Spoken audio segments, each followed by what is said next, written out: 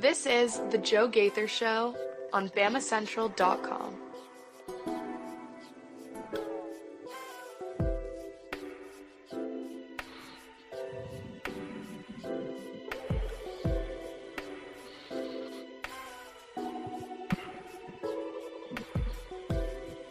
Good morning, Tuscaloosa. Good morning, Tuscaloosa, Internet World, West Alabama. How are we doing today on Thursday? It's the Joe Gaither Show on Bama Central, BamaCentral.com. Hope you guys are doing well. We're live on the Bama Central YouTube channel, Facebook page. We're on my own social media machines at Joe Gaither 6. You can find the show on your favorite podcast platforms, Apple Podcasts, Amazon, Spotify, everywhere you're listening to podcasts. We appreciate you for downloading, rating, reviewing, subscribing, all that good nonsense on the Joe Gaither Show on Bama Central. We are in the Derek Daniels State Farm Studios for a Thursday edition of the show. It's the last Thursday before game week. We'll hear from Coach Kalen DeBoer later in the afternoon. You can find that on the Bama Central YouTube channel. So we're very, very excited to be here in the Derek Daniels State Farm Studios. You can call Derek for all of your insurance needs at 205-758-3391. Like a good neighbor, Derek Daniel is there. Call and see how much Derek can save you today. Home, life, auto insurance needs, really everything in the insurance realm. Derek Daniel is that dude, and really you need a local agent to take care of you. So call Derek today at 205-758-3391. We are waiting on Theo Fernandez to join us, but I figured I'd jump in and go ahead and get started because we have a conversation we're going to play with Dustin Lewis. Dustin Lewis from NoleGameday. We talked yesterday about Florida State and about the matchup, about the game, all kinds of things. So we're going to play that here in the back half of the show. If Theo shows up and gets ready, we're going to have a little fun with Theo Fernandez. You can follow Theo Fernandez at Theo Fernandez _. So we're going to have a lot of fun today. I want to have a lot of conversations that we heard from Kane Womack yesterday. I want to have some conversations about Tommy Castellanos because he was up at the podium yesterday as well. Oh, man. And I guess Tommy Castellanos has he wants to instill confidence in his team, but doesn't seem to know how to do it the right way. So we'll talk about that as well. We'll talk about Florida State's offensive line, Alabama's defensive backs. That's kind of the direction we'll go into. And why don't we start with Tommy Castellanos, because maybe you did see it or maybe you didn't see it. But he spent some time up at the media podium yesterday and had some very interesting comments. Well, interesting in one sense, that Alabama fans and Alabama players can take it as a slight, but also is trying to pump confidence into his team. So, you can see it through two different angles. Just depends on what lens you're trying to look through. This is Tommy Castellanos yesterday at the podium in front of the FSU media. I think Coach White and our defense is the hardest defense I'll see all year. Just schematically and stuff like that, what they do. It's hard to be back there and a lot of moving parts on their end. But, it's helped me a lot and helped me be better and helped me progress as a quarterback and as a player and when to, just take the check down or when to just eat it or throw it away and stuff like that and know when the play is over. So I think that deep, seeing them every day for the last 3 weeks has helped me a lot and progress as a quarterback. Let's hear that one more time. Let's hear this early part one more time. And really, it's not that spicy. But if you're an Alabama fan, if you're an Alabama player, you might be putting this in your locker room to get ready for this game. All year. And our defense is the hardest defense I'll see. And our defense is the hardest defense I'll see all year. I think Coach White and our defense is the hardest defense I'll see all year. I think Coach White and our defense is the hardest defense I'll see all year. There we go. So Tommy Castellano is basically praising his own defense, praising Florida State's defense, and you should be praising your defense, absolutely. And so, like, we're nitpicking here. We are nitpicking as we're 9-10 days away from kicking off against the Florida State Seminoles next Saturday, 3:30, well, 2:30 for us, right? 3:30 Eastern time. You're nitpicking, but Alabama is definitely going to be playing this over the next 10 days. The Deontay Lawsons, the Tim Keenans, the Damani Jackson, Keon Sabbs are going to be playing this over the next 10 days. And look, they might be the best defense he's going to play all year, but I do think that Alabama's defense is pretty quality. Let's see what's on the rest of their schedule, because really after the Alabama game, I've written off the caring about Florida State, not because they're not, but because really we are operating in a very myopic sense. They've got East Texas, they've got Kent State, they've got at Virginia, so none of those candidates. They've got Miami, possibly doubtful, Pitt, Stanford, Wake Forest, at Clemson. Clemson's going to have a good defense this year. Virginia Tech, NC State, and at Florida. So Clemson and Florida and Alabama will all probably be solid contenders to be better defenses than Florida State. And now Florida State, they're changing to a 3-3-5 defense. You'll hear that a little bit more about that when we play our conversation with Dustin Lewis from NoleGameday. But they're playing a 3-3-5 defense. They brought in a lot of transfers. They didn't have very much success on the back end as far as cornerback. Earl Little Jr., the Alabama corner, graded very, very poorly last year after transferring to Florida State, and then has been moved to safety. So, like, there's a lot of question marks on this Florida State defense. Now, of course, you'll hear Dustin Lewis, and I do concur with his sentiment. And we'll go back to Tommy Castellanos' short conversation with Isaiah Horton in the summer, where he said, my comment, he told Isaiah Horton, I was just trying to give my guys some confidence. I was just trying to pump them up and get them going and make them believe in themselves. And I do think that there's certainly an element to that. But I wonder if Tommy Castellanos is just going about it the wrong way. So that's going to be very, very interesting to see and figure out over the course of the next 8 to 10 days. And we won't actually find out until they play in Doak Campbell Stadium on next Saturday. So we'll keep watching Tommy Castellanos. If you feel disrespected by his statements, or do you think I'm overreacting, you can let me know on the comments section at Joe Gaither 6. You can leave me a voicemail at 205-462-7340, extension 800. If you want to leave us a voicemail, be a part of the show. I'm still unsettled. I didn't ask Dustin Lewis, what his prediction was for the game. He did give it to me off the air, thinking that Alabama would win right on the number at 14 points.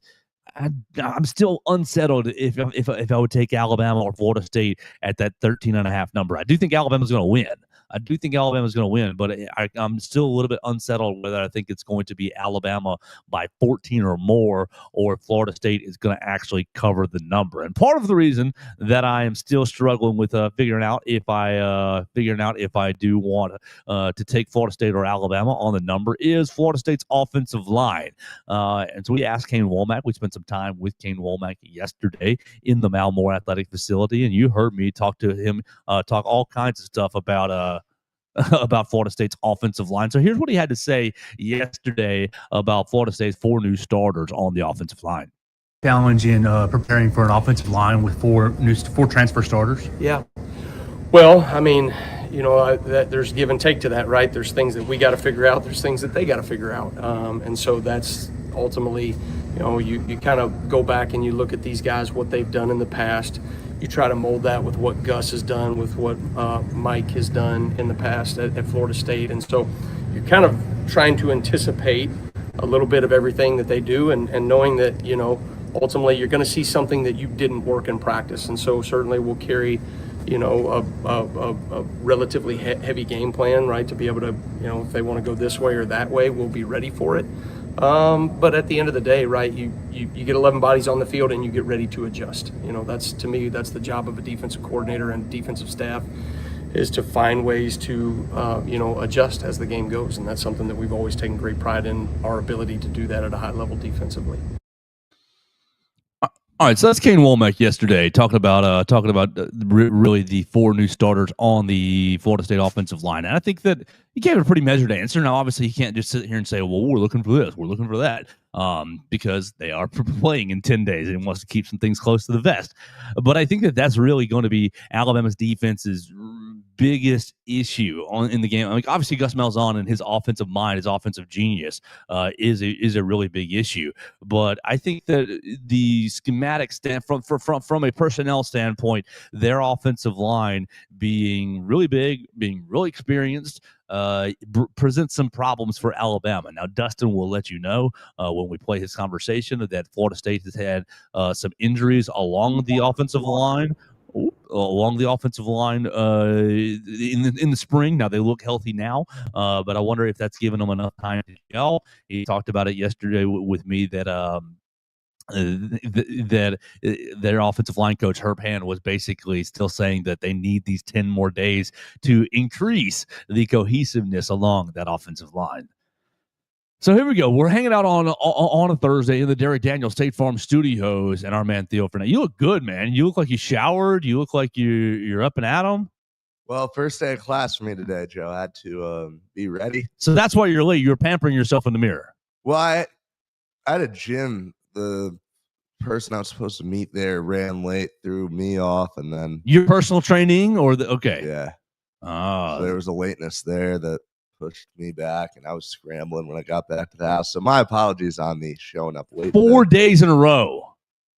Let's be honest. I haven't outed you the first 3. I didn't put your business out on the first 3, but 4 days in a row.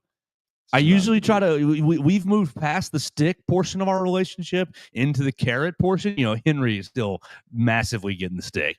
But do we need to revert? I'm just asking. I'm trying to be honest here. No, I mean, we're going to up the performance here, and it's going to get things back on track tomorrow. Okay. All right. Well, I believe in you. We can still stick with the carrot. All right. We're going to 2 dimes tonight. We're going to have a good time, and we're going to forget all this stuff. Okay. But tomorrow, the show tries to start at 8:15. 8:15. Okay. I'm here. If you got to be here at 8:04, 8:03, 8:12, great. You feeling good? I'm feeling good. What you got for classes today? It's all good. It's all good. What you got for classes today? Well, I got class from 9:30 to 5:30. Gross. I stacked everything to Tuesday, Thursday, so that I thought, you know what, 5 days a week where we can just not have to deal with class. That's a win in my book. Okay. All right. Well, as long as you believe in that strategy, that's what matters, because it's got to work for you. It doesn't have to work for me. Big course load, or you're pretty much on cruise control? Yeah, man, I'm at 16 and a half credits, but it's all the easy stuff. It's comm classes. It's freshman level stuff. I finished everything that's difficult. Okay. Well, exciting. And, you know, if I only go to class 2 days a week, I can only be late twice, and you see? All right. I appreciate that strategy for sure. Okay. So I started today with Tommy Castellano saying Florida State's defense is the best defense he's seen. Right. And then we just moved into Kane Womack offensive line, Florida State's offensive line take. Do you have any thoughts on Castellanos? You know, is he still poking the bear? Does he know how to give his team confidence without giving the other team bulletin board material? Do you want to hear it? Did you hear it yesterday? So I've heard the quote. I just don't. Schematically, when this is the hardest defense, Dwight, and our defense is the hardest defense I'll see all year. Just schematically and stuff like that, what they do. I just don't see any problem with this at all. All right, that's fine. I just don't see if I'm any overreacting, that's fine. Now, and honestly, I've been a fan of a lot of what he said, just as a enjoyer of the sport of football. I really like it when a QB is willing to go out there and talk a little, because sometimes it works, right? Sometimes it does. Sometimes it works. Yes. I respect a QB who's willing to exercise that strategy. Now, this particular quote right here, it's nothing. It's not that spicy, but people are going to put it on the bulletin board. Yeah, right. Like if he hadn't said everything else, right, no one would be talking about this. Well, come on. What do you want me to say? I don't know how good my defense is. Like, what do you want this man to say? Well, I wanted to say man, Tony White and their defense has really challenged me this offseason. Their scheme is really tough, and so I've really learned a lot going against them in practice every day. You don't have to. You don't have to give the little bit of sprinkle of best defense I'll face all year, because not only will Alabama latch onto this, and they will, but I looked at their schedule. Clemson, Florida. I mean, all the opponents will, but Clemson can look themselves in the mirror and say, "We're better than that defense." Florida, at the end of the year, can look themselves in the mirror and say, "We're better than that defense." Now, look, it's just one little teeny snippet, but as you said, he's setting himself up by, Nick Saban's not coming to save you in the summertime. Like, you're setting yourself up with prior comments for us to really put you under the mic. I mean, it ain't Boston College anymore. People are actually listening to what you have to say. No disrespect to Bill O'Brien's program, but you're at Florida State, which is a premier brand in college football, no matter how they did last year. People are listening to you. You're playing Alabama in the first week. People are watching you and listening to everything you have to say. It's time to learn this lesson, Tommy Castellanos. I just still kind of think that when you're coming off the kind of season FSU is, you almost want someone like Castellanos to rally everyone together.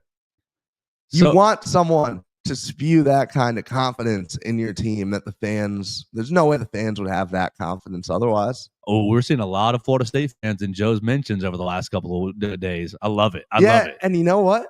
That's why you need that guy to gather that confidence. They're ready to plant the spear. Because now they have to back up their quarterback. Now all of a sudden, there's a lot more hope for this season, I think. Not that there wouldn't be. I mean, people would still trust, we think Norvell can win us some games. There are a lot of Florida State fans that think they could win 8 games this year. There are a lot of people that you look at their schedule and, maybe they could.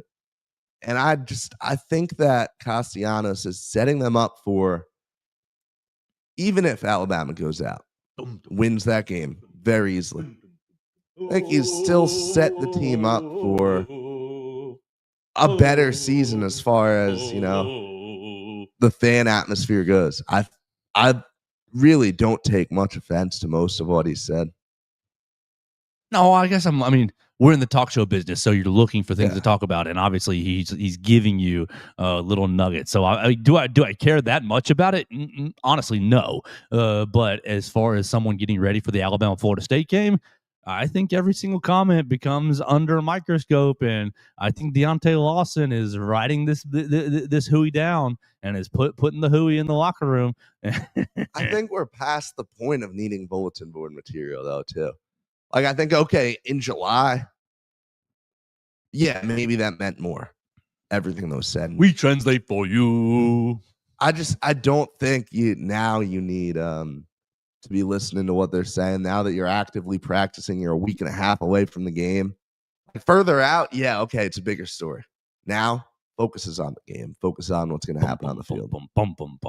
I cannot wait.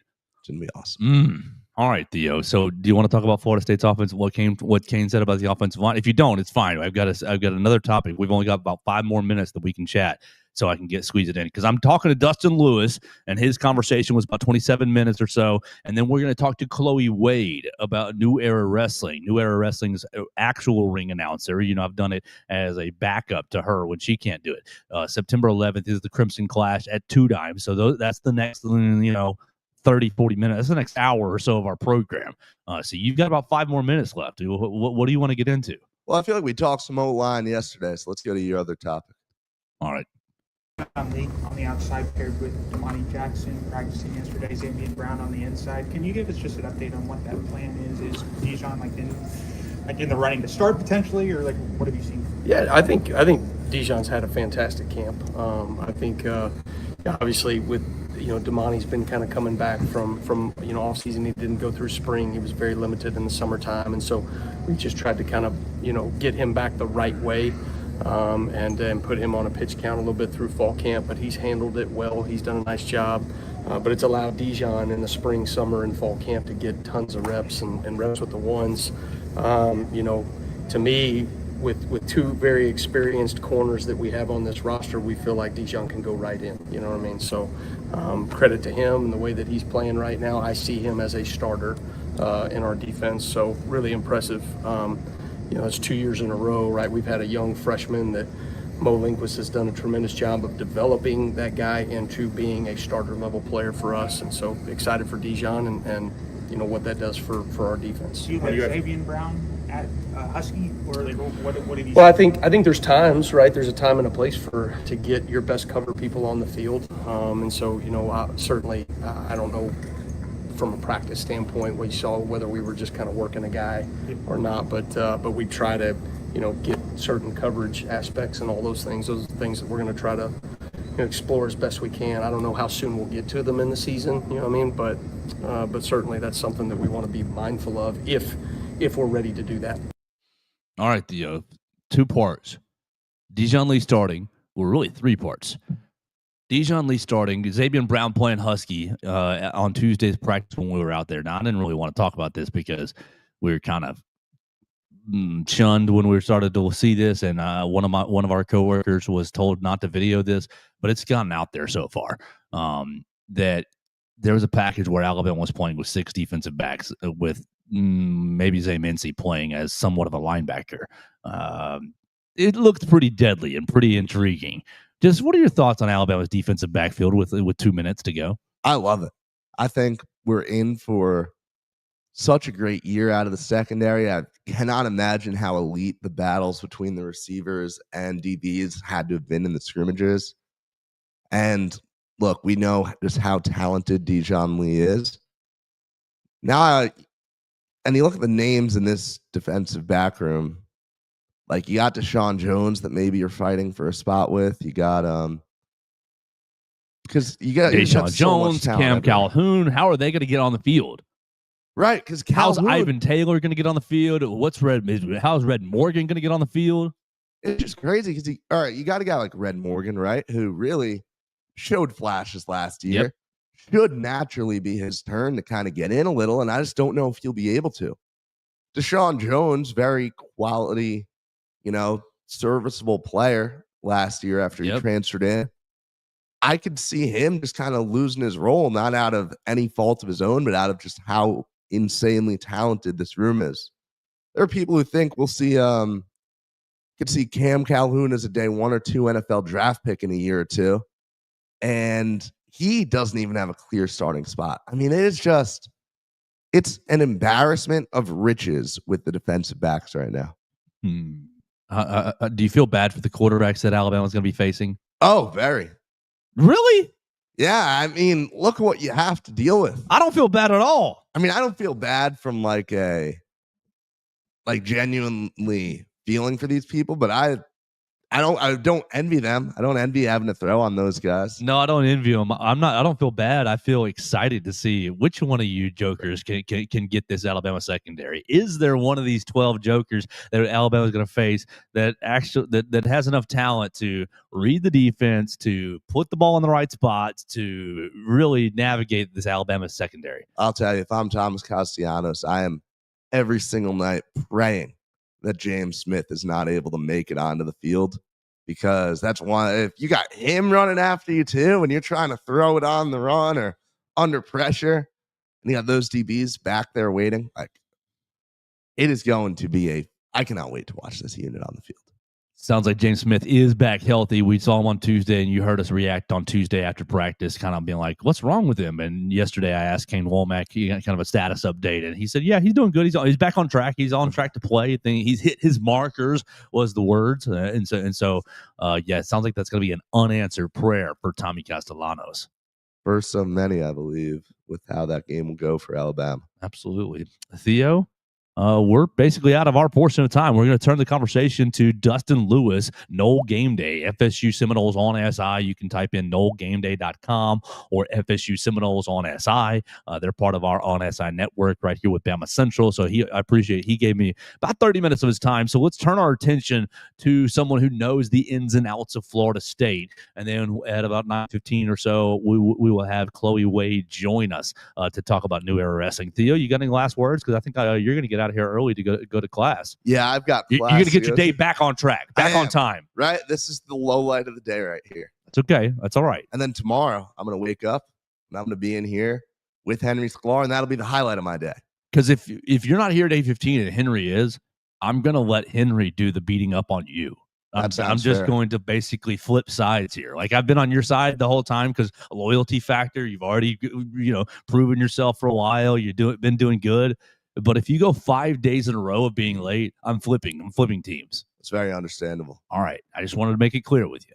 Be locked in. All right, so we are going to turn our attention to Dustin Lewis right after we tell you about the Northport Lions Health Club health fair that's happening on Saturday, and of course the Crimson Clash that's happening in a couple of weeks. Northport Lions Club and St. Mark Church present a free health fair in honor of Dr. Norman and Jean Carlson, Saturday, August 23rd, 8:30 till noon. That'll be in the St. Mark Family Life Center. Northport citizens can get free eye, hearing, and blood pressure screenings, diabetes testing, and more. Now, the first 100 people get a free biscuit, and free Domino's pizza slices will be served at 11, along with free snow cones and drinks from Buffalo Rock. Sponsors include Alabama Lions Site, Ascent Audiology, DCEH Regional Medical Center, West Alabama Food Bank, Special Olympics, Northport Police Department, U of A Institute for Rural Health, the Alabama Department of Public Health, and others. A Northport Fire Department truck will be on site, and there will be lots of fun kids' activities. The Northport Lions St. Mark Health Fair. See you Saturday, August 23rd. Get ready, Tuscaloosa. New Era Wrestling presents the Crimson Clash. The hottest local wrestling show in town slams into Two Dimes on Thursday, September 11th. Witness the chaos as social media sensation Big Trouble Ben Bishop brings his larger-than-life swagger to the ring. The man is 6'12", he weighs 15% of a metric ton, and is bringing every bit to Tuscaloosa. Feel the heat when our new champion Sleazy C. Caden Newton defends the open title, and don't miss the brutal street fight between the modern-day Kings and the unstoppable force known as the Draw. It's the same weekend as Alabama hosting Wisconsin, so keep the Tuscaloosa energy high with the Crimson Clash.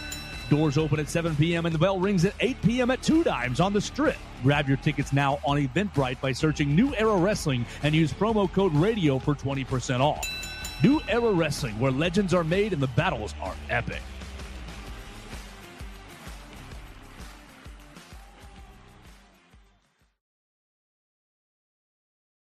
Here on Thursday on the Joe Gaither Show, and we are here to get ready for Alabama's season opener. And to do that, we welcome in Dustin Lewis. He's the editor-in-chief at NoleGameday. You guys can follow him at Dustin Lewis NG, covering all things Florida State for the Seminoles, and really, really getting excited for this season opener as we're 10 days away.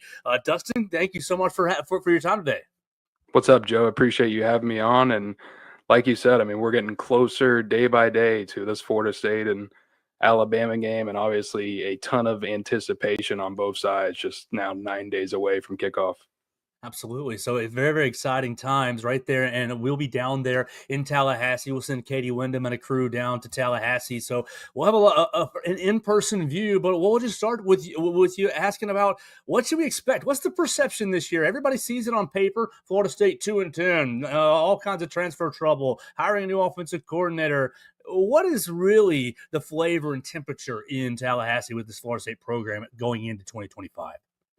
Yeah, I think, there's definitely some cautious optimism for Florida State coming off that 2-10 season. Obviously, things look a lot different in Tallahassee, not only just on the coaching staff, but across the roster as well. I mean, brought in a ton of guys through, like you said, the transfer portal, high school recruiting. And, I think they're hoping now Gus Malzahn coming in, he's going to be taking over the play calling duties for Mike Norvell. Obviously revamping things on defense and moving over to a 3-3-5 scheme under Tony Wyatt, a guy who, produced some very impressive defenses, not only at Nebraska, but during his time at Syracuse as well. So just with the changes, I mean, there's a bunch of unknowns obviously going into this 2025 season, but if things click, there's certainly a path for Florida State to get back to a bowl game. I don't know that we're talking about contending for an ACC championship or, making the college football playoff, but, a solid 7-5, 8-4 season would get Florida State back on the right track after how last year went.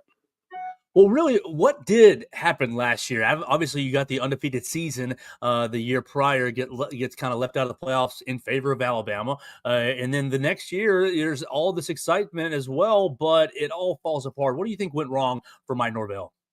Everything went wrong.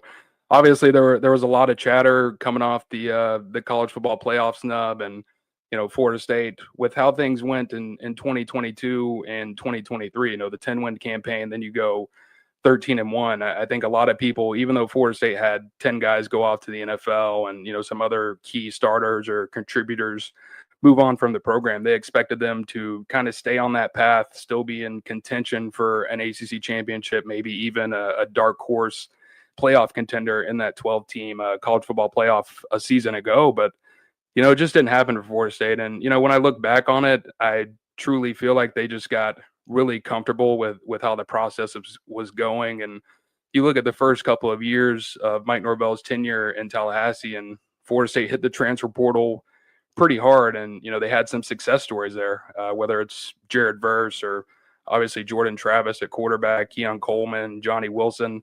The list kind of goes on. And, some of those guys that they brought into Tallahassee, whenever they arrived, they weren't guys who had produced a ton at their previous stops, but then Florida State turned them into starters and guys who went on to make the NFL. Last year, during that transfer portal cycle, it was the same thing. It felt like they were banking on guys who maybe hadn't necessarily produced at previous stops, and that kind of blew up in their face, along with failures at the high school recruiting front as well. We're talking to Dustin Lewis. He's the editor-in-chief at NoleGameday. You can read him, NoleGameday.com, FSU Seminoles on SI. And so let's just get right into the biggest, really most obvious story about this game. As Alabama's heading down to Tallahassee, you see a new quarterback, a second year bringing in a transfer quarterback, and Thomas Castellanos is now coming from Boston College, and he was pretty vocal a couple months ago saying, okay, we can get these guys. Alabama, they're beatable. Nick Saban isn't coming to save you. What was your reaction to Castellanos? Because I was reading Pete Nakos writing that out and thinking, holy smokes, I can't believe that they allowed him to be this candid with On Three Sports. What was your reaction to his comments in the summer, and really how has that permeated through the program over these couple of months?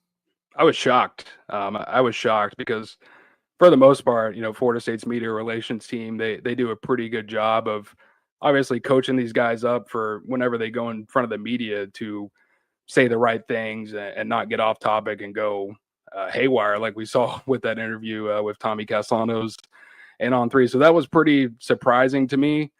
And I will say, I think since then, Florida State has kind of gotten in his ear, because you saw the ACC kickoff, he stood on business a little bit of those comments, but he was letting people know. And, he spoke to one of the Alabama wide receivers this summer. I can't remember which guy it was, but let him know he's just trying to instill confidence in his team and, let those guys know that they're going to have a better season after what they went through last year. And I think Florida State's locker room, the guys maybe didn't come out vocally and support him on social media, but behind the scenes, this is a team that definitely has Tommy Castellanos back. And, I think ever since he arrived at Florida State, made that transfer from Boston College, he's really done all of the right things on and off the field and earned the trust, the respect from other guys on Florida State's roster. And, I will say it definitely added some fuel to the fire in this game, because, it's not necessarily the high profile contest we thought maybe a couple of seasons ago of Florida State coming in unranked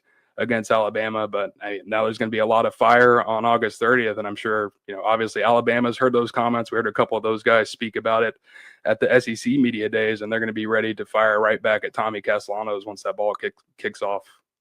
The prevailing theme at SEC Media Days was all disrespect will be addressed. And I thought, okay, guys, we'll see what y'all do. Let's see what happens.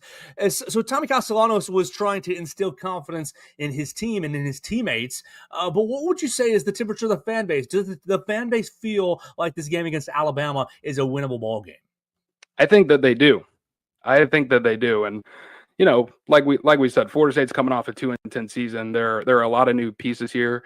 But at the same time, I think that can be a little bit of an advantage for Florida State. You've got basically 10 new starters on offense. You're going to have 7 or 8 new starters on defense. You're replacing a bunch of guys on special teams. And, Florida State, a little bit under the radar here. Alabama doesn't have a bunch of film on these guys together. And, what exactly it's going to look like for Florida State. And it kind of reminds me a little bit, a couple years ago, Florida State faced off with a top 15 Notre Dame in the season opener back in 2021, and they didn't win that game, but they were a lot more competitive than I thought and forced it into overtime, eventually lost to the Fighting Irish. But that's maybe how this type of game could go on August 30th. Florida State coming out a little bit of a surprise just because you haven't really seen them yet. You don't know exactly how they're going to operate, and they keep the game a little bit closer than they should. This is a perfect transition because on Wednesday we spoke to Kane Womack, and I asked him about the 4 transferees on the offensive line, and kind of relating to one of your earlier comments about last year they didn't get much production from the transfer portal, but this year on the transfer portal, at least on the offensive line, these guys have a lot of experience, a lot of snaps, and obviously you've got the transfer from UCF that's come over with Gus Malzahn and Herb Hand. What do you see in these four transferees? And you've got a returning starter at right guard right there for Florida State. So what do we see in this offensive line, and how do you think that they're going to mesh? Because Kane Womack said, you know what, we just don't really have a good picture of them playing together. And he said, we'll have to go back to the Gus Malzahn tape, but it's going to be a lot of adjustments early in the day in Tallahassee. Like you said, a ton of experience playing at their previous destinations, but not a ton of time together to gain chemistry and continuity. And I mean, obviously that's so important when you're talking about the offensive line, because you need all 5 guys on assignment doing the right thing. You know, if you got 4 guys go the right way, but one guy takes the wrong step, I mean, that's the difference between a play getting totally blown up. And, you know, I will say I'm pretty interested to see this Florida State offensive line. I mean, they missed a ton of practice time back during the spring. You had both of the projected starting offensive tackles kind of dinged up there, and one of their guys inside, Richie Leonard, who a projected starter coming off a season-ending injury in 2024. He was a little bit limited during spring camp. So, I mean, these last couple of weeks have really been the first time for that starting 5 to get out on the field together and, you know, start to build some chemistry and figure out what it's like to actually work next to one another. So even though that there's a lot of experience with Florida State, they just haven't had enough time to get on the same page with one another. And I mean, we even heard Florida State offensive line coach Herb Hand kind of talking about that earlier today during media availability, and said, you know, there's still some time here before this game where we've got to come together and keep putting in that work. So I think Florida State, for the most part, I mean, they know what that starting 5 brings, but I mean, in the event of an injury, I'm not very confident in the depth behind those guys. Okay. So you got to get it from the first 5. Let's turn to the backfield. Alabama fans are familiar with Roydell Williams. Will he be the lead back for Florida State this season, or will they turn to one of his counterparts, Cam Davis or Gavin Shawchuck, one of these other running backs? And secondly, what do you see out of the running back group? It's a backfield that is filled with experience. You know, obviously Roydell, with what he was able to do at Alabama, and Florida State brought in Gavin Shawchuck, a former starter for Oklahoma. They've got a guy in Keziah Holmes on the roster who previously started at Penn State. Jalen Lucas, kind of a running back athlete type who will get moved around the offense. He began his career at Indiana. So there's a lot of experience in that room. But I mean, the surprise of fall camp really for this Florida State offense, maybe the team in general, has been true freshman Usman Chroma, who was one of Florida State's crown jewels of that Tribe 25 class. Flipped him from Georgia back during the early signing period. And what's interesting is this kid didn't arrive on campus until the summer. So, I mean, missed spring practice, but now that fall campus began, I mean, he hasn't missed a beat. Is constantly drawing praise from Mike Norvell and running backs coach David Johnson, also Gus Malzahn as well. And, you know, it seems like he's got a real chance to be in that starting lineup on opening day, which is pretty rare to hear out of a freshman who just joined the team. I mean, the youngest guy in that backfield by a complete year. So I do think Roydell, you know, with his veteran experience, he's probably going to be the guy that gets the first carries for Florida State. I think Gavin Shawchuck's going to be in the rotation as well. But if Chroma steps on the field and begins to impress, he's going to quickly rise up that depth chart. But I think those 3, Roydell, Shawchuck, and Chroma, are probably going to see the most time against Alabama. We're talking to Dustin Lewis, editor-in-chief of NoleGameday. You can read on NoleGameday, FSU Seminoles on SI. We're talking running the football, and as the Alabama side's familiar with the Gus Malzahn offense. A lot of motions, a lot of misdirections, a lot of quarterback runs, a lot of ball kind of going in different directions. And Tommy Castellanos was an effective runner at Boston College, a very, very effective athlete at Boston College. But sometimes struggled in the pass game. Maybe that's what eroded the relationship with Bill O'Brien. What do you make of his ability to throw the football? Because there will be a couple times where he's going to need to do that in this season opener. And who will he be throwing the football to? We're familiar with Squirrel White from his time at Tennessee, but what are some of the weapons that Florida State's kind of going into this game with? He's got a talented arm, can definitely hit the deep ball, but has some inconsistent mechanics, and that can lead to some wishy-washy plays here and there. I mean, from what we've heard, from the most part, he's done a good job of taking care of the football throughout fall camp, hasn't really turned it over a ton. And I mean, I do look back to his passing numbers last season at Boston College, improved his passing efficiency, his yards per attempt, his completion percentage through 18 touchdowns to just 5 interceptions a season after going, I believe, 16 touchdowns to 15 interceptions. So, I mean, we saw him take a step there passing efficiency-wise last year for Boston College. It was really the rushing efficiency in 2024 that, I mean, totally fell off a cliff for Tommy Castellanos, right there around that 200-yard mark. Was not nearly as dynamic as he was a season before. And I mean, I think a lot of that had to do with the offense change there with Bill O'Brien coming in and taking over as the head coach last season, running more of a pro style offense. I mean, obviously, you guys are obviously familiar with Bill O'Brien and that more of NFL style of offense that he runs. And I think Tommy Castellanos was kind of like square in a round hole type of situation. He just didn't fit that scheme, and Bill O'Brien didn't really alter it to play to Tommy's strengths. He wanted Tommy to play to what that Boston College offense wanted to run. That's going to be the difference at Florida State. I mean, they're kind of catering this offense around Tommy and his athleticism, and they're going to let him throw the ball, but they're going to utilize those legs, and they want to see the guy that he was at Boston College in 2023 when, he became the first player there in Eagles program history to pass for 2,000+ yards, rush for 1,000+ yards in a single season. And I mean, almost single-handedly took down that Florida State team in 2023, which went 13-0 and won the ACC championship, nearly upset them there. So, I mean, Florida State, they're pretty confident that he's going to bounce back in this Malzahn offense. And, Gus Malzahn actually was one of the few coaches to recruit Tommy Castellanos as a quarterback coming out of high school, believed in his ability as a signal caller. And they had that 1 year at UCF together where Tommy didn't really play, but he's got that experience and what Gus Malzahn wants to do, what he likes to run. And now that they've reunited at Florida State, it sounds like everything has gone pretty well.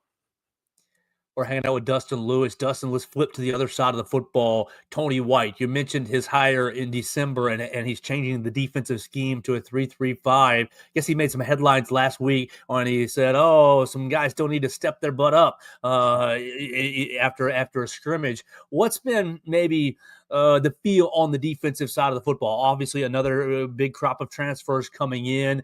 You bring in James Williams, I believe, out of Nebraska. But what's been really the feel for the Florida State defense going into this game? Well, I will say I really like the addition of Tony White. I mean, he brings the right attitude, the right mindset, and he really pushes those guys on that defensive side of the ball. And this 3-3-5 scheme, I mean, it's going to be pretty interesting for Florida State with how they're able to do different things around the line of scrimmage and pre-snap movements across the field, different things like that to kind of try and confuse opposing offenses. And I mean, he really calls it a 3-3-5 multiple scheme where that might be primarily what they're in, but they're going to switch to a lot of different things to just try and throw different wrinkles at opposing offenses and make them have to think before snapping the ball. But, I look at this Florida State defense and they've revamped things quite a bit.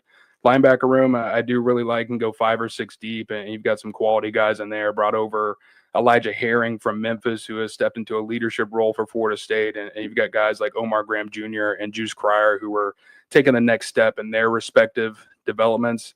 I think the main question mark really for FSU is in the secondary, because you brought over Jeremiah Wilson from Houston, who very experienced defensive back. He's got 3 years of starting experience in a 3-3-5 scheme and actually played for Tony White for 2 of those seasons when he was back at Syracuse. But outside of that, I mean, at cornerback, I think the rest of the guys in the room have a combined 3 starts, and you're really banking on guys stepping up who haven't played a ton of football at Florida State so far in their careers. And then same thing in the defensive backfield. Earl Little Jr., who we mentioned earlier, He's moved from nickel back there to safety, a projected starter for Florida State, and it sounds like he's done a lot of things to progress this offseason and become a leader for the Seminoles. But at the same time, I mean, he was one of the lowest graded defenders in the country last season. So you're banking on him bouncing back big and some other young guys in that defensive backfield. Along the defensive front, like you mentioned, James Williams, Florida State is hoping that he can become an every down defensive end. He was mainly a pass rushing specialist at Nebraska and limited snaps. And now to go into a full-time starting role, it's going to be quite the transition for him. And I think the guy that everyone is really looking at to take that next step is Darrell Jackson, who, some think could be the very best player on Florida State's defense, an NFL level talent. And he's got the size, he's got the athleticism, he's got the physicality, but it really just comes down to consistency. I mean, one play could lead to a sack or a tackle for loss, and the next is a missed tackle that ends up being a large run up the middle. So if he can get it down to becoming a guy who's not only productive on first down, but he can do it second down, third down, then come back, do it the next drive, that is going to be absolutely critical for this Florida State defense. But, like I was talking about with the offense, I think depth could eventually be a concern for Florida State throughout the season if guys get banged up. Well, luckily the depth, I mean, you do need it in a whole game, but you're playing Alabama first, and that's what we're talking about with Dustin Lewis. You can follow Dustin Lewis at Dustin Lewis NG, editor-in-chief at NoleGameday. Dustin, Florida State wins this game if what? If Tommy Castellanos absolutely dices Alabama up with his legs. I think that's really what it's going to take. And it's not going to be a very easy task, obviously, with what Alabama's bringing in that front seven along the defensive line at linebacker. They've got a pretty talented secondary as well. But I think it's going to take Tommy Castellanos, making some off-script plays and doing some things out there on the field that just lead to some very exciting moments for this Florida State offense, stuff that they missed all season last year. And it's going to count on this offensive line. If they can step up, it's going to be a really tough task for this Florida State offense. They've got their hands full. And, so does this defense. This Alabama roster is obviously loaded with talent, and they got a lot of fire to come out after that 2024 season. So Florida State, they're going to have to be all speeds go when that ball kicks off. Now, correct me, was Doak Campbell still under construction last season, or was it finished before last season? No, it was still under construction during the 2024 season. Had a pretty limited capacity, especially over there on the home side where the renovations were ongoing. And I know they're still doing some final preparations out there now, just a couple days before the game kicks off. But it sounds like everything's going to be fully completed. They've done the revamp. They've redone some things up there. And the Champions Club obviously added luxury suites, loge boxes, things like that alongside the home side. So Doak Campbell Stadium, Bobby Bowden Field, it looks a lot different than the last time Florida State fans were in there. I know some people were able to go get a sneak peek this past weekend, but they poured hundreds of millions of dollars into this renovation to have it ready for this game, the reopening of this matchup between Florida State and Alabama, which just feels fitting out there on national television to kick off this 2025 college football season. All right, so put our listeners on the Joe Gaither Show inside Doak Campbell Stadium with 80,000 people doing the war chant. I've been kind of weary of it all summer long. What's your perception and what's it feel like when that place is going?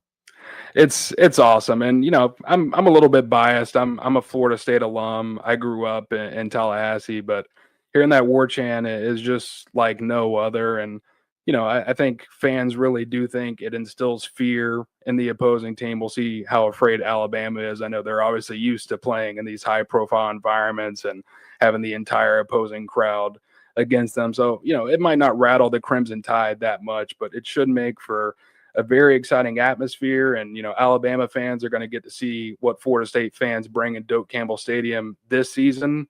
And then FSU fans are going to get a taste when things go back to Tuscaloosa in 2026. Yeah, I'm really, really excited about really all of the non-conference games that are on the schedule for the future for the Crimson Tide. Greg Burns done a great job, and really going from the Texas matchup before they got into the SEC right here to Wisconsin last year and now to Florida State. I really like the philosophy. The last really question I have for you about this game is about the heat. Alabama played on Saturday in a scrimmage. I drove over to the stadium, looked at the heat index. It was 100. I thought, oh, that's gross. Then I pulled up Tallahassee. The heat index was 107 Ugh! So what's it like down there? We're looking at it about 10 days out, 9 days out. The future forecast looks like it may be raining as well. Just what's the weather like in Tallahassee? And how do you foresee, you talked about the depth with Florida State. Do you foresee the heat being an issue in this first game for both sides? It's brutal, and I think the heat could very well be an issue during this game. And, we've seen it backfire actually for Florida State in the past. A couple of years ago, they were playing Boise State around this time in the season opener. And you would think, the guys coming over from Idaho were going to be the ones dealing with the heat and cramping up. No, it was Florida State, who we saw by the end of the game really struggling with that Tallahassee heat. So it's absolutely brutal. Not just the heat, but at least around here, I'm not sure how it is over there in Tuscaloosa. It is extremely humid, and when you've got that heat and humidity on top of you, it's like you're drowning. And man, I honestly just got a little PTSD when you said it could rain on Saturday, because that's just going to make it even worse. So 3:30 game, late August in Tallahassee. Brutal time to play and obviously watch a football game out there in person. I'm glad I'm going to be up in the press box with a roof and some AC. Well, Dustin, we'll leave you with this. I want to get you as the last word. Follow Dustin Lewis at Dustin Lewis NG. Read his stuff at NoleGameday for FSU Seminoles on SI. What are you going to be looking for? What are going to be your big themes for the game? We heard what you think Florida State needs to do if they were going to win the game. Thomas Castellanos getting after them on some off-script plays and running the football effectively. I wholeheartedly agree. But from your perspective, as you've been preparing for this season opener, what are maybe your 1-2 big things that you're thinking about will affect or impact this game? Well, I think I really want to see Florida State's wide receivers. I mean, that's a major question mark here. And you mentioned Squirrel White earlier, and, we'll see about his availability for the game after getting dinged up a little bit recently. Brought over Deuce Robinson from USC. So, I mean, you've got those two guys who have produced for multiple years at the college level. Outside of that, I mean, it's a little bit of a question mark for Florida State. You got a guy coming back in the Wayne McCoy. He's been dinged up most of the preseason and might have been a projected starter for Florida State if he wasn't dealing with an injury. And I think it's very possible when Florida State releases its first depth chart of the season on Monday, you've got a true freshman and Javon Boggs going to be right there as a starting wide receiver alongside Squirrel White and Deuce Robinson. I mean, he's been that good during fall camp, but at the same time, you've got some other guys on this roster, guys going into their second or third year with the program who are really going to need to step up and be starter quality or at least able to impact that rotation for Florida State, whether it's a guy like Elijah Moore or Mekhi Danzy, who's transitioning from track and set an ACC record in the 400 meters, got a ton of speed that Florida State would love to utilize out there. And I think he fits perfectly with, like you said, Gus Malzahn's system that uses so much motion with jet sweeps and things like that. So I think the wide receivers are a major question mark for Florida State. And then going over to the defensive side of the ball, I just continue to look at a defensive line, and I'm wondering, who exactly is going to rise up there. Because like I was talking about Darrell Jackson, but we haven't heard a ton out of him during preseason camp. And, James Williams has made some strides, but you've heard about true freshmen like Mandrell and Daryl Desir, a couple of twins who have arrived at Florida State, Kevin Wynn, a true freshman, Jaden Jones, a redshirt senior who has dealt with 2 ACL tears and really wasn't expected to factor into the rotation much this offseason. Those are the guys that we've heard the most about during preseason camp. So that does kind of concern me, because you have some veterans along that interior like Daniel Lyons and KJ Sampson, and it's been pretty quiet on them as far as the coaching staff whenever they're praising guys along the defensive trenches. So I just think there are some guys across this Florida State roster who, if they're going to compete, if they're going to be in this game with Alabama, I'm not saying that Florida State is going to win, but just to be able to compete for 4 quarters, there are guys that are going to have to step up who we haven't heard a ton about yet this preseason. He's Dustin Lewis, and he's the editor-in-chief at NoleGameday. Read him at NoleGameday.com, FSU Seminoles on SI. Follow him on the Twitter machine at Dustin Lewis NG. Dustin, thank you so much for your time. I feel a whole lot smarter. I feel a lot more excited about the season opener between Alabama and Florida State. Yeah, Joe, I appreciate you having me on, and it's going to be a good one. And, this is really just the first chapter. Hopefully we'll get to do this again in a year when Florida State makes that trip over to Alabama. Okay, real quick, for our fans that are traveling, where should they eat in the Tallahassee area? Oh, that's tough. Depends. It depends what You you're don't have to looking pick one, for. whatever you like. Depends what you're looking for. I'm personally, I'm looking for the local spots rather than the chains. And there's this place called Hobbit, not too far away from Doak Campbell Stadium. And I mean, they've got wings, burgers, beer, all the things that you'll be looking for leading up to a college football game. Thanks so much, Dustin. We'll have to check it out. We'll see you next week, man. Thank you for your time.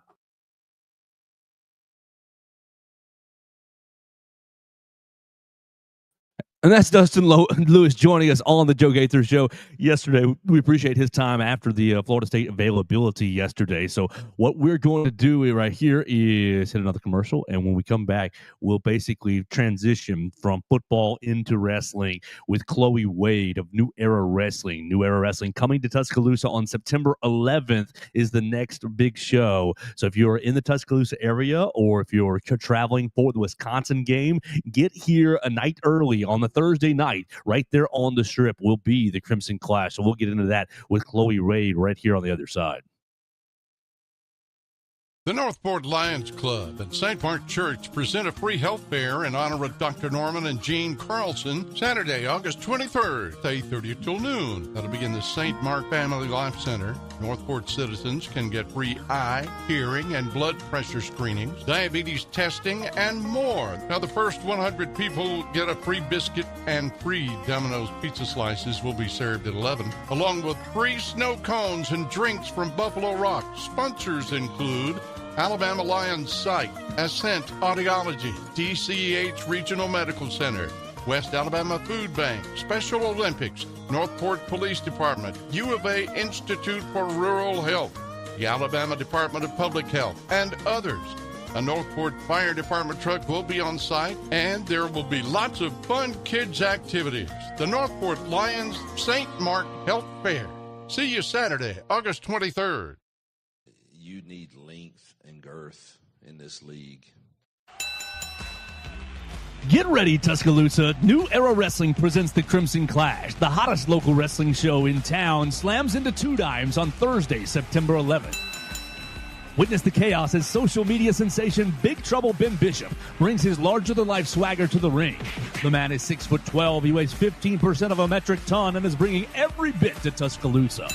Feel the heat when our new champion Sleazy C. Caden Newton defends the open title. And don't miss the brutal street fight between the modern-day Kings and the unstoppable force known as the Draw. It's the same weekend as Alabama hosting Wisconsin, so keep the Tuscaloosa energy high with the Crimson Clash.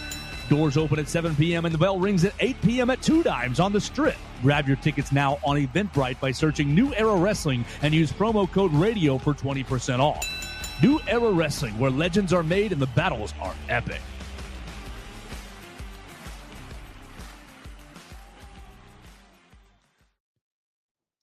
All right, and we're back here to shut this thing down on the Joe Gaither Show as we are having a great day on a Thursday. We're about to get over to the Alabama football facility and talk with Kalen DeBoer. He's going to have his last address of fall camp. We will talk to both the coordinators and Coach DeBoer on Monday to kind of set up a brand new game week. So we'll hear from Coach DeBoer today and on Monday. But we're ready to turn our attention to a little pro wrestling. You guys know we do pro wrestling on this show from time to time, and we were in Jasper, Alabama, a couple weeks ago, 3 weeks ago, as it was Turn Up the Heat. And now we're ready to turn our attention to Tuscaloosa with Chloe Wade, the ring announcer for New Era Wrestling, as they're coming to Tuscaloosa. You just heard the commercial, September 11th to Two Dimes, bringing J-Rod. J-Rod's coming from OVW, coming from the American Gladiators TV show. You're seeing Big Trouble Ben Bishop. You've seen him on the social media machines. So let's get excited and let's get ready with our friend Chloe Wade. Chloe, good morning. How we doing? Thanks for joining me. Of course. Thank y'all for having me. I'm great. Absolutely. Chloe, let's just start it off with Turn Up the Heat, our last event at New Era Wrestling. We saw Action Mike Jackson lose a loser leaves town match to the Playmaker, Win Brantley. And I always get it wrong. I always want to say Win the Playmaker Brantley. And he says, no, it's the Playmaker, Win Brantley. Defeated Action Mike Jackson to send the legend out. We saw the Dynasty, Dawson Kimbrell, turn on the Alpha Alexander Lincoln, allowing Sleazy C. see Caden Newton to win the title. We saw a lot of action, so I'll just open up the floor to you. What were some of your big takeaways from Turn Up the Heat? It was a great night, maybe one of the best crowds I have ever seen in Jasper, Alabama. Yeah, absolutely. I thought the crowd was great. It's always amazing when the crowd's into it because the reason we're here is to entertain. And I think we did that at Turn Up the Heat. Absolutely. I was not expecting to see the Alpha Alexander Lincoln lose his title, honestly, by any means. Like Caden Newton, he already has the numbers advantage. He always has Harley by his side. But after the anniversary show, it didn't shock me completely that Dawson Kimbrell would do that to the Alpha, because after their championship match, remember Dawson, Alpha tried to shake his hand and he did not accept that. So to be honest, that doesn't shock me 100% that the Dynasty, Dawson Kimbrell, got involved in that match and made the Alpha lose his title. But yeah, I'm not going to lie, I'm anxious to see where it's going to go with Sleazy C as our champion. That's going to be interesting, to say the least. But yeah, and then honestly, I think a big heartbreaker for the night was seeing Action Mike Jackson lose and seeing him pack up his merch table. That was really a freaking tearjerker right there. And yeah, it sucks, honestly. And then honestly, just the draw and their treatment of Amy Haven. I don't know if you saw me, but even in the ring, as I was getting ready to announce them, I saw them use her as a step into the ring. I was just like, dude, what? Can we pause right there? Because as a woman, I'm standing 5-10 feet away watching it, and I was frankly uncomfortable. Because they tossed her to the floor and she was on all fours, and they used her, the people who haven't seen it, used her to step on her back and into the ring instead of using the ring steps. And so I was uncomfortable from 5-7 feet away, but they are 3, and I didn't want to jump in and be a 3-on-1 situation. You're one of the few women that are in New Era Wrestling. What's your take on their treatment of Amy Haven? Not cool, to say the least. Not cool. She's clearly upset with it, and she clearly wants to be with the modern day Kings by her husband Ace Haven's side. And quite frankly, I think Amy wants nothing to do with the draw, and I do not blame her one bit. Well, Jasper says he's in love with her. See, I don't think she returns those feelings. All right, so can you, as a lady, give Jasper some advice? If you are in love with Amy, okay, we can accept that. That's cool. But maybe he needs a little advice. How would you treat Amy if you're Jasper? Obviously, she's married, so you stay out of it, buddy. Get over it. Is the first advice. But if you are giving him some advice, how to treat Amy, okay, you got to make this woman love you back. You got to make this woman kind of get on your page here. What's your advice to Jasper Reed as far as integrating Amy Haven into the draw? Treat people with kindness, honestly. Just treat her with the same kindness that you treat Samuel Dotson and Win Brantley with. I mean, he's always talking great about those two guys. He's complimenting them. He's putting them forward, but he's putting Amy Haven down. So it doesn't really seem like he loves her. Right. We're talking to Chloe Wade. Oh, go ahead, please. Yeah, that's the easiest way to make someone love you. Just be nice. We're talking to Chloe Wade, the ring announcer for New Era Wrestling. We're getting ready for the Crimson Clash on Thursday, September 11th. Chloe, you are a Tuscaloosa native. What's your opinion of a Thursday night on the Strip on a game weekend?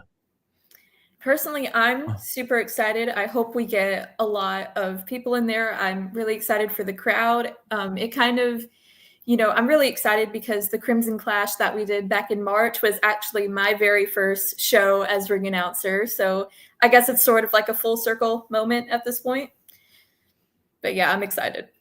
I think that is such a perfect venue, perfect setting for the next Crimson Clash, the Thursday night before a game weekend, especially the Wisconsin game, because people are going to be coming in from out of town, from Wisconsin. And look, when we went to Wisconsin last year, the people in Wisconsin I can only speak for myself, treated me just amazingly, treated me like you would treat a guest coming into your home. Yes, let me buy you a beer. Yes, let me get you this. Let's have a good time. Let's talk football and really welcome you. I hope and I expect the Tuscaloosa people to do the same to the Wisconsin fans as they come. Look, Alabama's going to beat Wisconsin's tail, so it's not really going to be a contentious atmosphere in that sense, but let's welcome them. And I think a great way to welcome them is a great wrestling show right there on the Strip. If you're not familiar with Two Dimes, it's the old Druid City Music Hall. It's the old Jupiter. I believe at one point it was also called the Dixie. It's right in between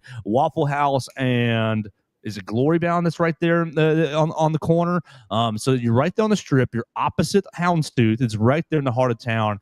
I just cannot wait for it. And Two Dimes getting revamped over the last couple of weeks just makes this even better. How excited are you to do some ring announcing with some new lights, some new LED lights, some brand new sound system? They're going to make you sound like $1 million. You already do, but they're going to enhance your sound right there at Two Dimes. Yeah, I'm super excited. I've never seen the venue actually before. I've never been in it, so it'll be a first for me.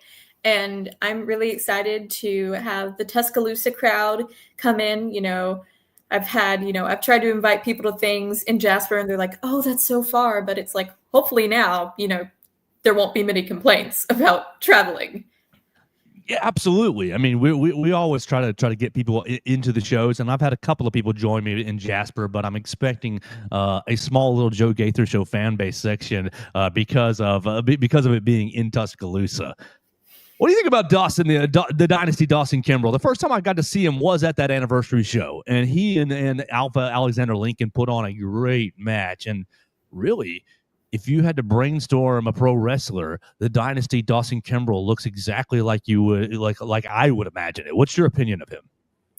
Yeah, the first time I saw him was at a show we did in Parrish back in May, I believe, called Unresolved. And he came out at the very end of the show after a brief absence, I believe. And then at the anniversary show was when he and Alexander Lincoln had their championship match. And he's a great athlete. Absolutely. Him and the Alpha put on one heck of a match. But I think the arrogance is kind of getting to him, especially after refusing the handshake and costing the Alpha his title back at Turn Up the Heat. So he's a great athlete, but I think he's letting it get to his head a little bit. He said after the show, we spent some time with him and basically said that he's upset because the New Era Wrestling fans have apparently chosen Alpha over him after he's given so much time and energy, blood, sweat, and tears to the crowd. He said he's upset that they've chosen him over him, and he said he's never going to let Alpha Alexander Lincoln win a title again. He said it no matter what. So Lincoln just lost the title. So you would think schematically, just logically, he would go back after Sleazy C. Caden Newton to get that back. But it sounds like the dynasty is going to stand in his way. Yeah, I think definitely there is, some personal jealousy issues. Absolutely. And clearly it's not just over the title now. It's clearly he's jealous of the Alpha. And yeah, I think he's letting it get to his head a little bit, and he's becoming pretty arrogant, in my opinion. We're hanging out with Chloe Wade, ring announcer for New Era Wrestling. Chloe, are you a Big Trouble Ben Bishop fan? Are you a TikToker? I'm not much of a TikToker. I do have it on my phone in case someone sends me TikTok, so it just opens up. You don't get the whole, download this app kind of error message. But I'm not much of a TikToker. I see Big Trouble Ben Bishop's reels on Facebook Reels because I'm an old man. So I see him on Facebook Reels. Are you familiar with his work? Social media. He's got 20,000 followers on Instagram, which is 20 times the amount of followers I have on Instagram. Well, have you seen Big Trouble Ben Bishop, and what's your opinion of this guy? I've seen a few of his reels, and he's an athlete for sure. And I'm really excited to see him at the show. I'm excited to meet him, and I think him and the Alpha are going to put on an amazing match, honestly. Absolutely. He's billed as 6'12", 15% of a metric ton. So Alpha's a big dude. We've had him on many times. But if I'm going to be looking up even higher to Ben Bishop, that's going to be an impressive sight. I can't wait to see him in 2 times. Okay, so let's have one more kind of new era wrestling conversation, and then we'll turn it to maybe WWE or maybe football. Okay, so what besides Action Mike Jackson leaving, the draw, Modern Day Kings, you're going to get a great street fight between the Modern Day Kings and the draw. We kind of alluded to their problems. J-Rod is coming. I've never seen her work, but I hear it's amazing. J-Rod is from OVW and the American Gladiators. If you had to sell this show to your friends, obviously you're selling your show, come see me, because you are the star yourself of your friend group. But if you had to sell this show to your friends or to somebody who isn't familiar with wrestling, what are you saying to get people into 2 Dimes on September 11th? See, honestly, I would say, it is action-packed, absolutely. We have some amazing, talented wrestlers who work super hard to entertain the crowd, and they do an amazing job of it, if I do say so. And I think the 2 Dimes, especially on the Strip, UA classes have just started, so we've got a whole campus full of students. So it's like, hey, you need some entertainment before the Alabama-Wisconsin game? Come down the 2 Dimes. Absolutely. We're hanging out with Chloe Wade. Chloe, I was with a friend yesterday, and he said, everything is pro wrestling, Joe. He was talking about the president. He was talking about football. He was talking about really just a lot of different things, and said, oh, everything is pro wrestling. And I thought, I need to use this. Ty Simpson, Alabama's new starting quarterback, is our face, and he's the hero. He's going to be he's already said it many times this summer, I'm going to be giving my all for Alabama. I'm going to be giving my all. I'm going to give everything I can. And I thought, Ty Simpson, he's not doing it for him. He's doing it for the Alabama fans. He's doing it for the people who believed in Ty Simpson. He's doing it to really entertain and leave it all on the line so the people who believed in him can walk away from Bryant-Denny Stadium feeling great. What do you like about pro wrestling? Honestly, because I'm a big theater nerd. I've been doing theater my entire life. And I think, honestly, I've said it, wrestling is literally athletic theater. You got the promos. It's literally like a monologue in a play or a show. And then, we have, the physical aspect, which is the matches, obviously. But, everyone has their own character.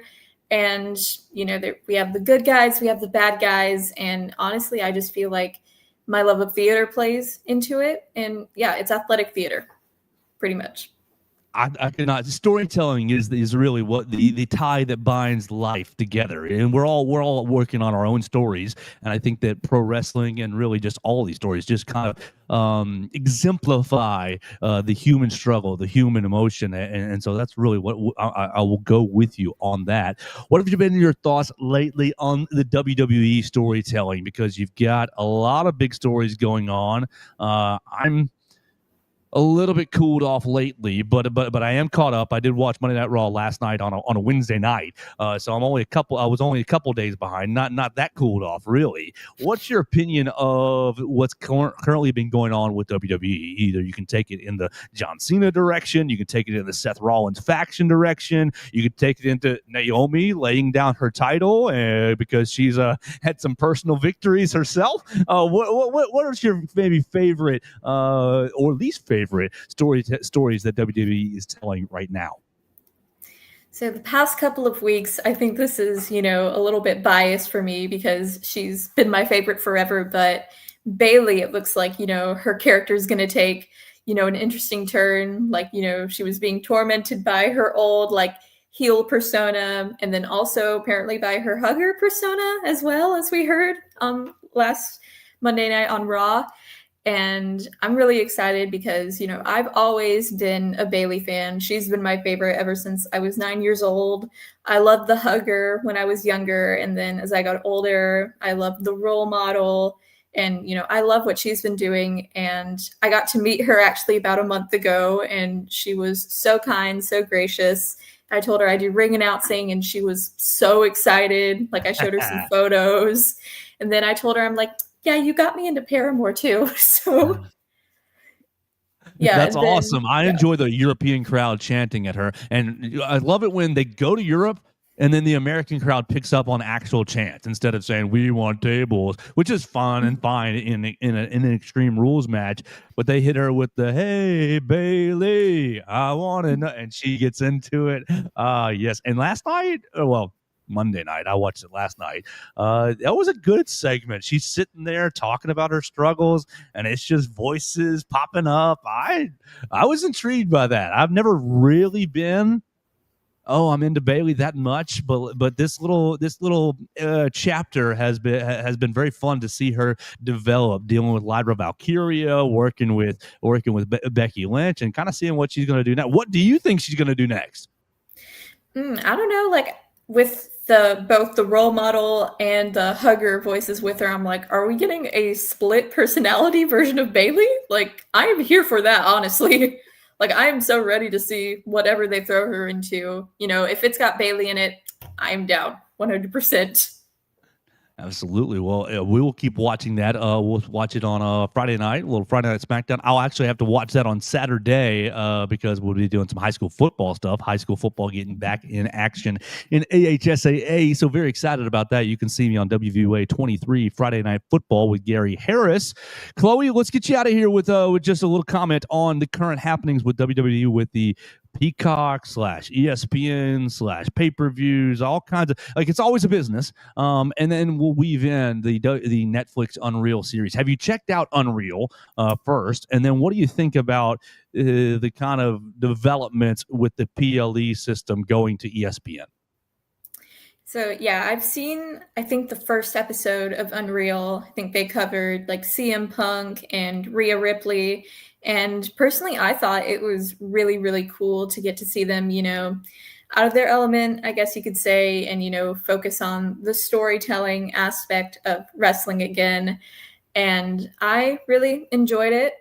And, you know, regarding the ESPN to Peacock situation, or Peacock to ESPN, I'm trying to think. Like, I don't really have a huge, like, strong opinion of it. I mean, I think it is, you know, yeah.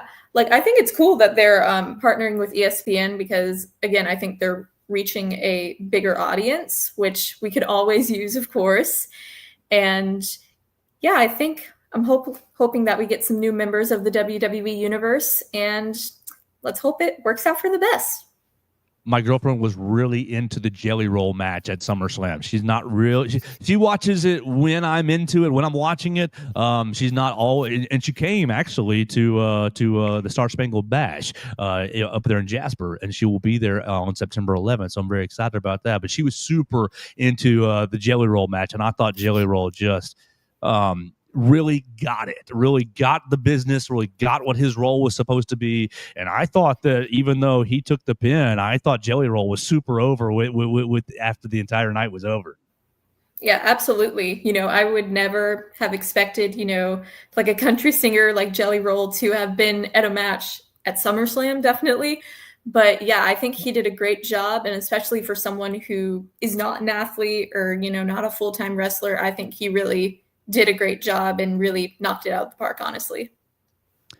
Well, come see Chloe Wade at 2 Dimes on September 11th. You can hear her ring announcing, hear her dulcet tone. She's going to put a lot more oomph in her voice there. So you hear her right now, sweet voice. But when you get her ring announcing at 2 Dimes on September 11th at the Crimson Clash, it's going to be powerful because I still have the video of you calling Alexander Lincoln's victory at the first Crimson Clash. I sent it to your father, and I thought it was like kind of a poignant moment. You were into that, and so you really add a great element to the New Era Wrestling shows. Come see her at 2 Dimes on September 11th. You can get tickets. We haven't said anything about that. You can get tickets on Eventbrite right now. Just search New Era Wrestling on Eventbrite. I went yesterday and bought my girlfriend's tickets, her and her friend. It's going to be right there on the strip. You're going to be able to have a great night, and then when it's over, you can, if you're into it, you can go to the other establishment on the strip or go home and prepare for the rest of them. Eventbrite, New Era Wrestling. You can find the Crimson Clash and get your tickets now at 2 Dimes. Chloe, thank you so much for joining me today. Of course. Thank you for having me. Absolutely. We'll talk to you soon. We'll see you on Thursday, September 11th as well. Yes. See you guys there. Perfect. That's Chloe Wade joining us, and we do encourage you. She did a great job. She has done a great job as the New Era Wrestling ring announcer so far, and I know she's going to do a great job on Thursday, September 11th. But so go to Eventbrite and search New Era Wrestling. Look, I know a big complaint about WWE is how expensive it is. And I'll just tell you that New Era Wrestling is super accessible, very accessible for you and your family. If you are into wrestling, if you've got a young one who is into wrestling in the area, it is very, very accessible. Part of the reason why I love pro wrestling is because it's cathartic. Get in the crowd and yell at the wrestlers. They'll yell at you back. You'll be able to rah, rah, rah, blow off some steam. That's one of my favorite aspects of it, as well as in addition to the story. So I appreciate Chloe Wade joining me today. I appreciate Dustin Lewis from NoleGameday joining me today. We gave Theo Fernandez a little bit of hell for being late. We'll see if he's on time tomorrow. We'll be joined by he and Henry Sklar. So it'll be Henry Sklar's maiden voyage on the Joe Gaither show. And we'll be talking to you tomorrow right after we go to Kalen DeBoer's press conference later today. So we'll talk to you tomorrow about all kinds of Alabama football stuff with Henry Sklar and Theo Fernandez. Find us on Apple Podcasts, Amazon, Spotify. Find us on the BamaCentral YouTube channel. The BamaCentral YouTube channel is where you'll find all these other press conferences as well. We talked to Kane Womack yesterday, Ryan Grubb the day before, all kinds of defensive players yesterday, Jamarian Latham and Day-Day Lewis. We talked to Caden Proctor on Tuesday as well. So lots of great content on the BamaCentral YouTube channel right now. We'll talk to you tomorrow right here on the Joe Gaither Show on BamaCentral and BamaCentral.com.